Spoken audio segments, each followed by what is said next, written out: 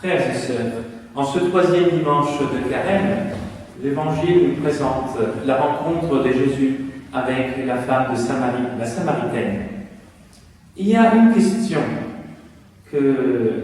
dont nous servirons comme porte d'entrée pour méditer sur cet Évangile. Une fois que la Samaritaine a compris que Jésus n'était pas un homme quelconque, elle en profite pour lui demander un éclairage au sujet d'une querelle théologique de l'époque. Où faut-il adorer Dieu? Sur cette montagne-là, comme le disent les Samaritains, ou bien à Jérusalem, comme le font les Juifs? C'est-à-dire, où est-ce qu'on peut rencontrer Dieu, enfin? Jésus lui répond que Dieu, on l'adore en esprit et en vérité. Mais n'est-ce pas Jésus qui dira aux disciples « Recevez l'Esprit Saint » après sa résurrection? Et n'est-ce pas le même Jésus qui affirme « Moi, je suis le chemin, la vérité et la vie » Nous avons donc la réponse à la question de la Samaritaine « Où est-ce qu'on peut rencontrer Dieu ?» C'est en Jésus-Christ que nous rencontrons Dieu.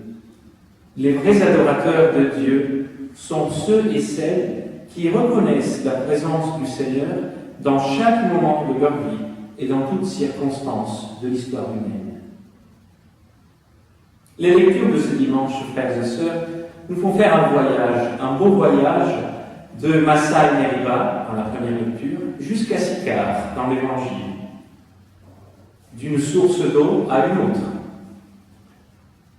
Dans la Bible, les puits sont des lieux essentiels qui se trouvent sur les grandes routes du Moyen-Orient et offrent aux voyageurs et aux habitants des villages la possibilité d'y puiser l'eau et donc la vie. Mais des puits, si on va regarder mieux, sont aussi des lieux où Dieu se révèle et des lieux de rencontre. Nous trouvons pas mal de mariages qui se combinent près des puits de la Bible. Pensons dans le livre de la Genèse à Isaac et Rebecca, ou bien à Jacob et Rachel, ou encore dans l'Exode à Moïse et Séphora. À Sychar aussi, frères et sœurs, il y a une rencontre nuptiale qui se passe. Par la Samaritaine, en fait, c'est tout un peuple qui rencontre Jésus. C'est la future Église qui rencontre son époux. C'est encore la réponse à la question initiale à laquelle nous sommes renvoyés. Oui, c'est en Jésus-Christ que nous rencontrons Dieu. C'est dans l'humanité de Jésus que je peux trouver Dieu. En fait, cet évangile, frères et sœurs, c'est une histoire de soif. C'est comme deux soifs qui se rencontrent. En Jésus, Dieu se fait lui-même assoiffé d'amour pour pouvoir nous rencontrer. Donne-moi à boire. C'est comme ça que Jésus approche la Samaritaine. Jésus le demande à la personne qu'on avait certainement dit la moins digne. Et la Samaritaine, elle est une femme et vivant en concubinage.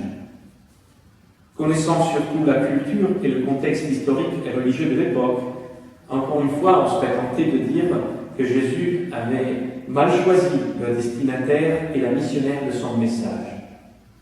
Mais cela, on pourrait le dire un peu de nous tous, qui sommes appelés à être disciples et missionnaires. Confiance, frères et sœurs. Personne n'est exclu de cette quête d'amour menée par le Seigneur.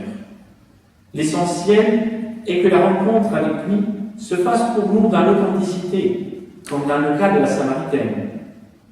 Et là, avec Jésus, un dialogue franc, ouvert, où elle accepte aussi de passer par des vérités douloureuses de sa vie. D'ailleurs, on le sait bien, dans la canicule de midi, qui est-ce qui sortait de sa maison pour aller puiser de l'eau?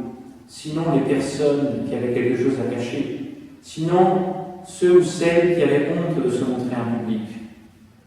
Cette femme, cette âme belle et fragile, elle se sent scrutée, elle se voit regardée avec amour et douceur par Jésus, devant lequel elle ne peut que reconnaître, enfin, sa propre soif de vie et d'amour.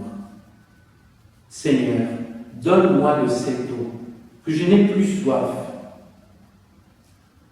Surtout, elle reconnaît celui qui est la source même de la vie et de l'amour, le Christ, le véritable don de Dieu. Et nous, frères et sœurs, quelle soif nous habite? De quoi notre vie a soif?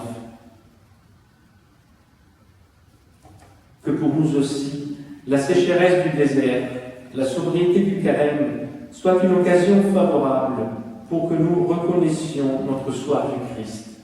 Et surtout, à partir de ce dimanche, qui n'est certainement pas un dimanche comme tous les autres, de reconnaître que nous reconnaissions notre faim de Dieu. La présence du Christ en ces temps difficiles qui nous sommes donnés à vivre. En ce dimanche où l'Église accompagne les catéchumènes dans la démarche de leur premier scrutin, nous sommes là près du fond baptismal, l'eau que Moïse fait jaillir du rocher de Massa et Meriba nous rappelle, frères et sœurs, notre propre baptême. De cette source qui désaltéra le peuple de l'Exode, saint Paul dira: ils buvaient à un rocher spirituel qui les suivait, et ce rocher, c'était le Christ. Et cette source d'eau vive est intarissable. Le don de Dieu ne nous sera jamais enlevé. En ce temps d'épreuve due au coronavirus, en ce désert eucharistique dans lequel cette épidémie nous confine, chers fidèles, demandons au Seigneur la grâce de la lucidité spirituelle et humaine pour nous tous, pour que nous ne perdions pas dans les querelles du peuple qui râlait dans le désert. Est-ce pour nous faire mourir que Dieu nous fait cheminer en ce monde? Nous pourrions paraphraser la première question du peuple assoiffé. Eh bien non, parce que Dieu est le vivant, il est le Dieu de la vie. Ou encore, le Seigneur est-il au milieu de nous, oui ou non? Oui, il est le Dieu fidèle, Dieu avec nous. Ne nous en doutons jamais. En ce temps de désert, chers frères, chères sœurs, n'écoute pas ton angoisse, écoute ta soif de vie, écoute ta soif de Dieu, et tu trouveras le Seigneur.